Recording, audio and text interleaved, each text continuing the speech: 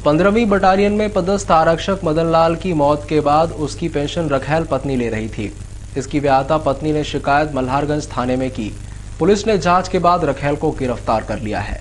मल्हारगंज थाना प्रभारी पवन सिंघल ने बताया कि 15वीं बटालियन में पदस्थ आरक्षक मदन लाल की असमय मौत हो गई। उसने अपनी व्याहता पत्नी रेखा के अलावा माया नामक एक रखैल को रखा हुआ था। उसकी मौत के बाद माया 2007 से फर्जी तरीके से उसकी पेंशन ले रही थी। रेखा ने इसकी शिकायत जब थाने में की और पुलिस ने पूरे मामले की जांच की तो माया को दोषी पाया। पुलिस ने माया को गिरफ्तार कर लिया है। ये जो मदन लाल आरक्षक था 15वीं बटालियन में, उसकी डेथ होने के बाद जो है उसकी जो व्याहता पत्नी थी रेखा पांचाल करके थी, तो उसकी एक रखेल भी थी माया पांचाल। वो माया पांचाल जो है रेखा पांचाल के नाम से उसकी जो वो बनती थी पेंशन वो ले रही थी। इसकी शिकायत उसने जो व्याहता पत्नी थी उसने की है। उस आधार पर आज इसको माया पांचाल को गिरफ्तार किया है और इसको आज कोर्ट पेश करेंगे। जिला कोर्ट में शुक्रवार को एक पीड़ित महिला ने आशाराम के पुत्र नारायण साईं के खिलाफ एक परिवाद दायर किया है, जिसपे उक्त महिला ने धोखे से शादी करने का आरोप लगाया है। 6 सितंबर को इंदौर जिला कोर्ट में एक महिला ने नारायण साईं के खिलाफ परिवाद दायर कर आरोप लगाया है कि वह साल 2004 में इंदौर आश्रम में दर्शन करने गई थी। उसी समय नारायण साईं ने उक्त महिला को ईश्वर वाधवानी नामक तलाकशुदा से शादी करने के लिए यह कहकर बाध्य किया कि यह अवसर तेरे लिए बहुत सौभाग्य का है, तुझे बाबा के कहने पर ऐसे वर्ष है। और उसी समय मेरी शादी आश्रम में करवाकर पिता को फोन कर बता दिया कि आपकी बेटी की शादी हमने करा दी है और आशीर्वाद देकर विदा भी कर दिया है। आप फिक्र ना करें, बेटी के भाग्य खुल गए हैं। जबकि बाद में पता चला कि ईश्वर वाधवानी पहले से ही शादीशुदा है। अब वह मुझे ना तो पत्नी मानता है और ना ही मेरे पुत्र को अपना नाम दे रहा है और अब जान से मारने की धमकी भी दे रहा है। साथ ही उस समय नारायण साईं ने खुद के साथ भी 7 फेरे लेने के लिए बाध्य किया था। शादी करा रहा है और ये उनका खास सेवादार था ईश्वर वाधवानी, जो कि मुझे ये कहा कि वो तलाकशुदा है, लेकिन वो ऑलरेडी मैरिड था। ये चीज़ मुझे जब बाद में पता चली तो अब वो शादी से भी डिनाई कर रहा है और बच्चे से भी डिनाई कर रहा है। और ये लोग इतने स्ट्रांग हैं और मेरी ये लड़ाई सिर्फ मेरे बेटे की आइडेंटिटी के लिए है, जिसमें मुझे सिर्फ आप लोगों की वजह से हिम्मत आई कि जब आपने एक छोटी बच्ची के लिए इतनी हेल्प की तो आप मेरी भी हेल्प कीजिए, ताकि मैं इतने स्ट्रांग लोगों से फाइट करके अपने बेटे को उसका आइडेंटिटी दिलवा सकूँ। क्या शादी हो गई थी आपकी? हाँ जी, नारायण साईं ने खुद शादी करवाई थी और उन्होंने ही मंत्र किए, उन्होंने ही अग्निकुंड के आसपास लेके फेरे लेके बोलते हैं अब तू मेरे भी 7 फेरे ले, ताकि तेरी शादी हमेशा के लिए मतलब अटूट हो जाए। मतलब उनके कहाँ संपन्न हुई थी? ये जो आश्रम के पास में मिर्जापुर है, वहीं पे मेरे हस्बैंड की कत्था फैक्ट्री है। हाँ जी, मिर्जापुर में मेरे हस्बैंड की कत्था फैक्ट्री है ईश्वर वाधवानी की, वहीं पे हुई थी। वहीं पे आश्रम में वहाँ उस कत्था फैक्ट्री में नारायण साईं का भी कुछ? हाँ, वहाँ पे उनका बकायदा फार्म हाउस बना हुआ है। वो जब भी रेस्ट करने आते हैं, छुट्टियां मनाने आते हैं, तो वो वहीं पे ही ठहरते हैं।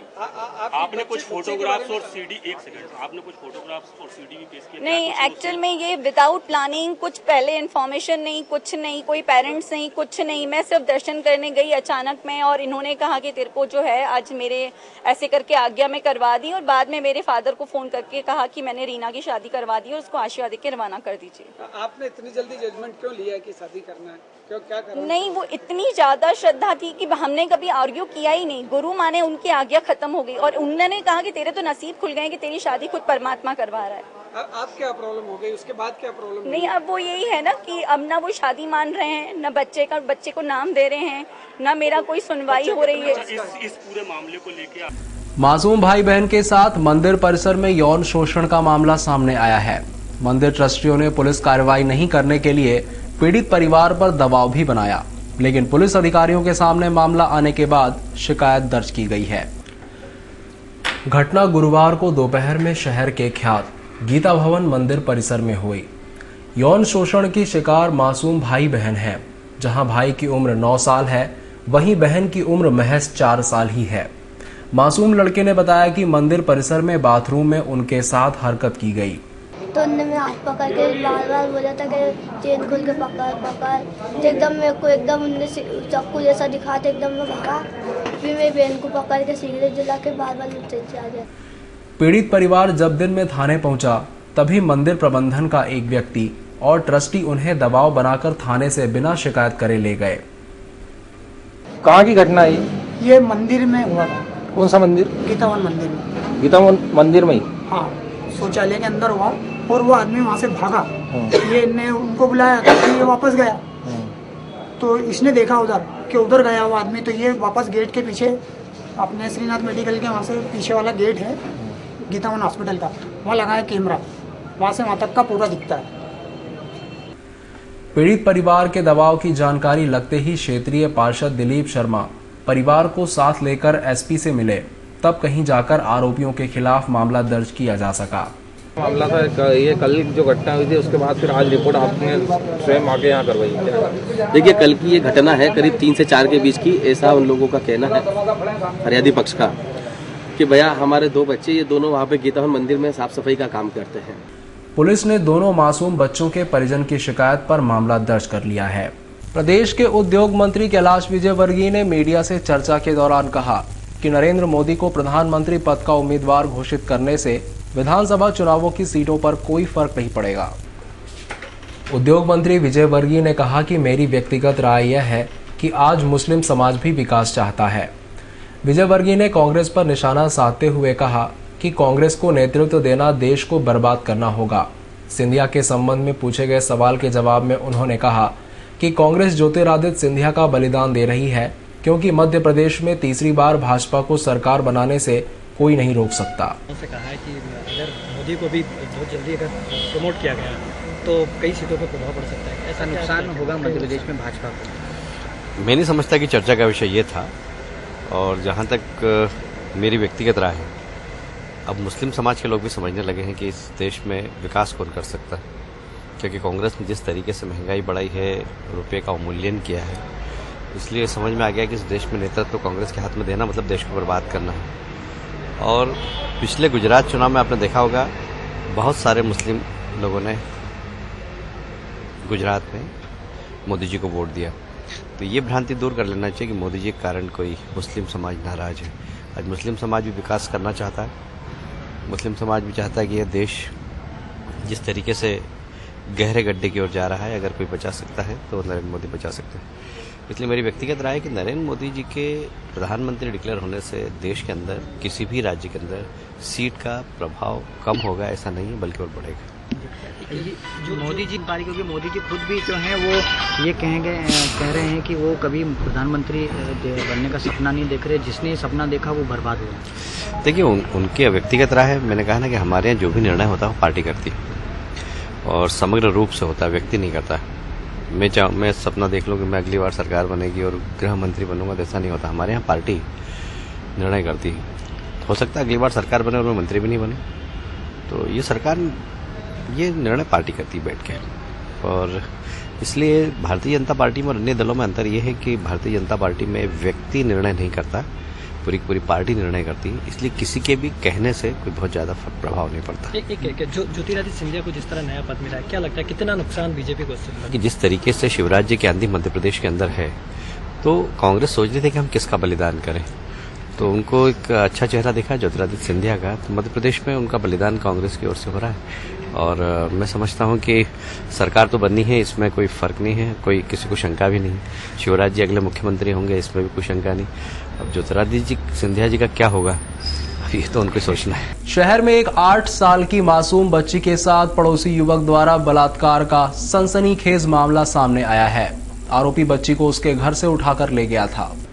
मामला पुलिस थाना राजेंद्र नगर क्षेत्र का है, जहां तेजपुर गड़बड़ी गांव में रहने वाली एक 8 साल की मासूम बच्ची को उसके पड़ोस में रहने वाला संतोष नामक युवक ने उस वक्त अपनी दरिंदगी का शिकार बनाया जब बच्ची अपने घर में सो रही थी। पुलिस ने बच्ची के परिजनों की शिकायत पर बच्ची के साथ दुष्कर्म करने का मामला दर्ज कर लिया है। शुक्रवार की दोपहर को मांगलिया स्थित एक स्कूल में फुटबॉल खेलने के दौरान एक छात्र की गिरने से मौत हो गई। जसोड़िया पुलिस ने मामला दर्ज कर लाश को पीएम के लिए एमवाई भेज दिया है। मांगलिया स्थित विद्या भवन स्कूल में वीखे संघ खारीवाल निवासी गुलमोहर कॉलोनी पढ़ता था। शुक्रवार को स्कूल में ही फुटबॉल खेलते खेलते गिर पड़ा। उसे पास के ही एक डॉक्टर के पास ले गए, जहां डॉक्टर ने उसे मृत घोषित कर दिया। इस बारे में स्कूल की टीचर और लसुड़िया थाने में पदस्थ एसआई गोपाल गंगराड़े ने बताया। ये अभी अब सूचना मिली थी भैया बॉम्बे हॉस्पिटल से कि बालक खेलते समय वहाँ भवन स्कूल मांगलिया एबी रोड पे है, यहाँ से लाया गया, यहाँ आके जांच कर रहे हैं। अभी उसका पीएम वगैरह कराना है। डेट कैसे हो गया? अभी मैं तो घटना स्थल पर नहीं था, जांच के दौरान जो आएगी बातें सामने तो अस्पताल पहुंचे। अभी उसके पिताजी के बयान दिए हैं तो वो भी घर पे थे। प्रदेश के नगरीय प्रशासन मंत्री बाबूलाल गौर ने इंदौर में मीडिया से चर्चा के दौरान कहा कि वे 10वीं बार भी विधानसभा का चुनाव लड़ेंगे और जीतेंगे। मंत्री गौर ने कहा कि उनके संन्यास की बातें अफवाह हैं। मंत्री गौर ने आसाराम के बारे में कहा कि जो जैसा करेगा वैसा भुगतेगा। कांग्रेस को आड़े हाथों लेते हुए मंत्री गौर ने कहा कि कांग्रेस राजा महाराजाओं की पार्टी है। मंत्री गौर से जब यह पूछा गया कि कितने विधायक और मंत्रियों के टिकट कटेंगे तो वे इस प्रश्न को अनसुना कर गए। नरेंद्र मोदी के बारे में भी पूछे गए सवाल का जवाब मंत्री गौर के पास नहीं था। दूसरी बात उन्होंने सहयोग किया 4 साल तक, अंतिम में भी करेंगे। अब यही तो खास परीक्षा है, अब दे ही नहीं रहे तो किसको क्या कहें। आप हमेशा कहते रहे कि केंद्र सरकार से आप, अभी भी हम कह रहे हैं कि हमें उम्मीद है कि राशि मिल जाएगी। शहर की कई जमीनें आश्रम बापू के आश्रम ने कब्जा कर रखा है, नगर निगम ने भी नोटिस जारी करा है। नहीं, अभी ये लोकल विषय है, उसकी जांच करके कार्रवाई की जाएगी। विधायक भी गए के बारे में क्या कहना है? बचाव में गए विधायक पार्षद, आप क्या कहना चाहेंगे? आपकी पार्टी आसाराम बाबू के बारे में आपका कहना क्या है? क्या आसाराम बापू के संतों के बारे में क्या कहना है? इस तरह के संतों के बारे में प्लीज इनको ही पूछ लेते। हाँ, वो आसाराम बापू को ही पूछ रहे हैं। गौर साहब, इस तरह के संतों के बारे में क्या कहना चाहेंगे? आपसे भी अपेक्षा करते हैं लोग कि ऐसे संतों के बारे में। वो संत नहीं है, प्रवचन करता है, और प्रवचनकर्ता का चरित्र ऐसे ही होता है। जिस तरह से विश्वास तोड़ा है भक्तों का उन्होंने। अब आप प्रश्न है नहीं है। मोदी जी को क्या पीएम के तौर पर प्रोजेक्ट किया जाना चाहिए, इस बात को विधानसभा चुनाव में आज शिवराज सिंह चौहान जी ने कहा है कि उनके अगर घोषित किया जाएगा तो प्रदेश में भाजपा को नुकसान होगा यदि पीएम के तौर पर प्रोजेक्ट किया जाए। देखिए, ये पार्टी हाईकमान तय करे। आपका क्या निजी राय? मेरी निजी राय नहीं, निजी राय। गुरुवार की देर रात एमवाय अस्पताल में जमकर हंगामा हुआ। असल में यहां एक चोर को लोगों ने रंगे हाथों पकड़ लिया और उसकी जमकर पिटाई करने के बाद पुलिस के हवाले कर दिया। जो तस्वीर आप इस वक्त स्क्रीन पर देख रहे हैं, ये गुस्से से भरे वो लोग हैं जो एमवाय अस्पताल में भर्ती किसी न किसी मरीज के साथ हैं, और जो इस भीड़ के गुस्से का शिकार हो रहा है, ये युवक असल में चोर है जो अस्पताल में मरीजों का सामान चोरी करते हुए रंगे हाथों पकड़ा गया है।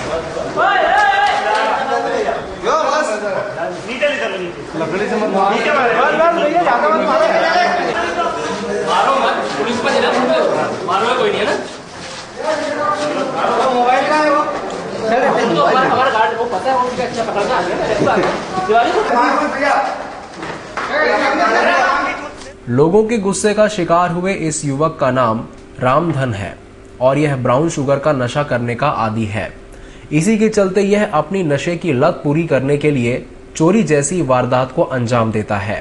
पहले तो वह कहने लगा कि उसकी मां एमवाय के कैंसर अस्पताल में भर्ती है, तो भीड़ उसे लेकर अस्पताल के वार्ड में गई, जहां उसका झूठ पकड़ा गया। जब उसका कोई मरीज नहीं मिला तो भीड़ गुस्से से पागल हो गई और अस्पताल से ही उसकी पिटाई करते हुए उसे बाहर ले आए। मम्मी को बता, मम्मी को मीडिया वालों के सामने बता, चल चल मीडिया वाले के सामने तेरी मम्मी को बता, चल सर आप भी भैया के पास में तो है बाणगंगा से आए, पूछो 2 जने आए हैं बाणगंगा से, भैया उनके साथ नहीं था। सुबह 9 बजे से जाया, अभी बोला उस पलंग पे 2 जने कौन है? मेले फीमेल है, ये बताओ। मेले फीमेल है, मेल एडमिट है और उनके साथ इस लेडीज। चल बता, पहचान बता दे। 1 मिनट वो बता देंगे तुम्हें। भीड़ ने चोर रामधन से अस्पताल से नशा करने के लिए चुराई गई एक सिरिंज और शुगर लेवल चेक करने वाली हेड मशीन भी पकड़ ली है। एक आंटी जी करीब 1.5 महीने से यहाँ है। उन्होंने देखा कि पहले एक मोबाइल चोरी हो चुका है और यही करके गया है। उनको है ना पक्का 100% ये मालूम था। ये पेशेंट के पास बैठा, ओसी आंटी जी ने बोला, ओसी में उठा, इसको पकड़ा, फिर ये सब भाई लोग भी आ गए, इसको मारा। तो ये बोलता मेरी मम्मी एडमिट है। जब तक हम इसको नीचे लिया है, फिर आपके सामने ये बात हुई कि मैं बाणगंगा से हूँ और मैं दूसरों के संग आया हूँ।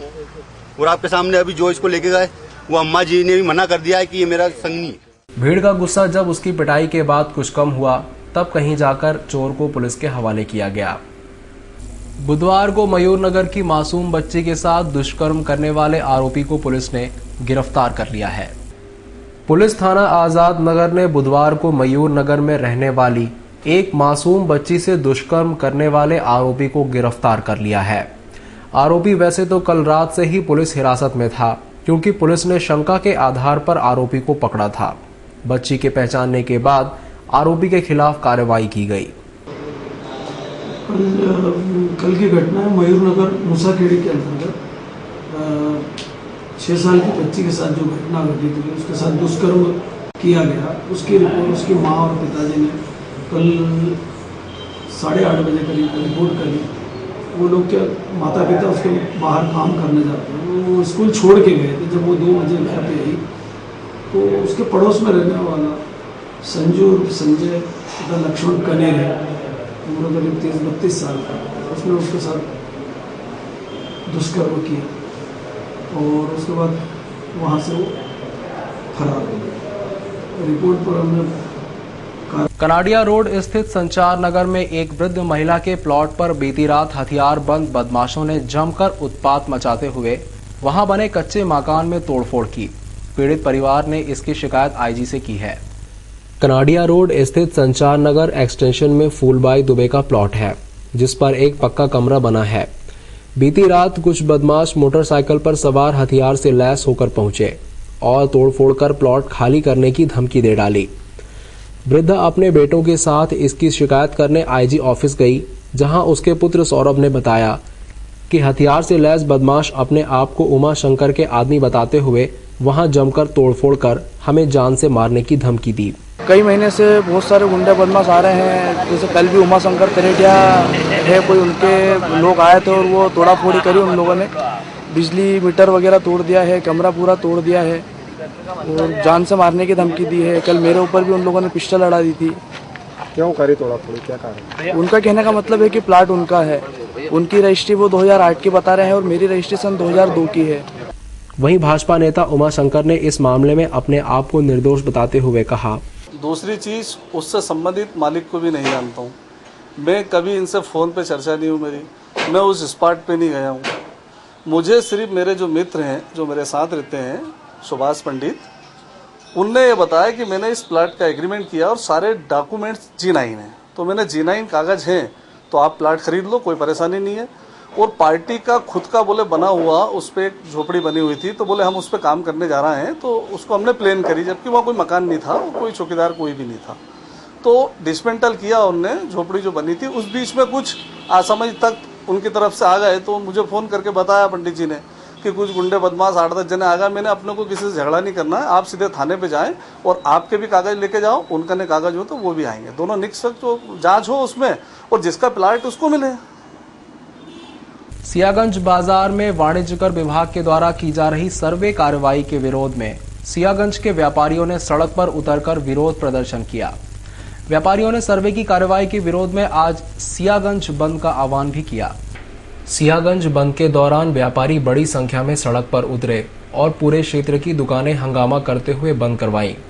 इस दौरान जिन दुकानदारों ने अपनी दुकानें खुली रखी, वहां विरोध करने वाले व्यापारियों ने उनका मुंह काला कर दिया। इस दौरान जमकर हंगामा भी हुआ।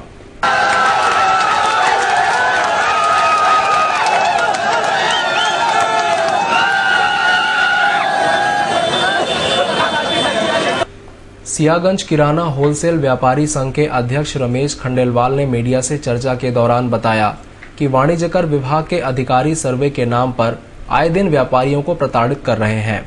जब उनसे दुकानदारों पर कालिख पोतने वाली घटना के बारे में पूछा गया तो उन्होंने अपनी सफाई में कहा कि ये हरकत किसी व्यापारी ने नहीं, बल्कि भीड़ में घुसे असामाजिक तत्वों ने की है। विगत 3 दिन से मार्केट में वाणिज्यकर विभाग के सर्वे के नाम से जो परेशानी व्यापार में हुई और जो व्यापार को नुकसान हुआ, और जिस तरह से प्रदेश के सबसे बड़े इंदौर मार्केट के व्यापार को नुकसान पहुंचा, उस पर संबंधित इश्यूज पर हमारी विस्तृत चर्चा बहुत खुलकर आयुक्त महोदय एवं संबंधित अधिकारी महोदय से हुई। हमें बड़ी खुशी है बताते हुए कि स्वयं उन्होंने को स्वीकार किया कि जो कुछ भी हुआ वो व्यापार हित में या उचित नहीं है। वो हमारी बात को मानकर इस सर्वे की कार्रवाई को रोक रहे हैं और आपसे ये सहमति हुई कि व्यापारी कोई भी ऐसा कार्य नहीं करेगा जो नियम और कायदे के विरुद्ध हो, जिससे शासकीय राजस्व के कलेक्शन में कोई रुकावट आए। साथ ही वाणिज्य कर का कोई भी अधिकारी का एक्शन। अन्नपूर्णा थाना के अंतर्गत आने वाले सुदामा नगर में टायर चोर गिरोह ने 3-4 पहिया वाहनों को अपना निशाना बनाकर उनके टायर खोलकर ले गए। कार मालिकों ने घटना की शिकायत अन्नपूर्णा थाने में कर दी है। बीती रात सुदामा नगर क्षेत्र में घरों के बाहर खड़े 3-4 पहिया वाहनों को टायर चोर गिरोह ने अपना निशाना बनाकर तवेरा कार को ईंटों पर खड़ी करके उसके चारों पहिए ले उड़े। वहीं 2 स्विफ्ट कार के भी एक टायर खोलकर चंपत हो गए। कार मालिकों ने इसकी शिकायत अन्नपूर्णा थाने में कर दी है। मालिकों का कहना था, रात को लगाई थी गाड़ी यहाँ पे, तो अभी आज सुबह देखा तो चारों टायर मेरी टवेरा के चारों टायर गायब हो गए। और पास में सुनने में आया कि पीछे वाली गली में भी एक इंडिका से वहाँ से भी एक टायर निकाल के ले गए, दूसरी गली से भी एक और टायर निकाल के ले गए। ऐसे 3-4 गाड़ियों के टायर निकले हैं यहाँ से। अपनी गाड़ी का टायर भैया रात में जैसे 1 बजे तक तो मैं जैसे जगी रहा था। रात को 1 बजे बाद जब आया तो उसके बाद मतलब 2 से लेकर तो 4 के बीच में अपनी इंडिका जो है ना, इसका पिछला टायर निकाल के ले गए हैं। और भी घटना हुई है इस क्षेत्र हाँ, इस क्षेत्र में जो है 3 घटनाएं और हैं।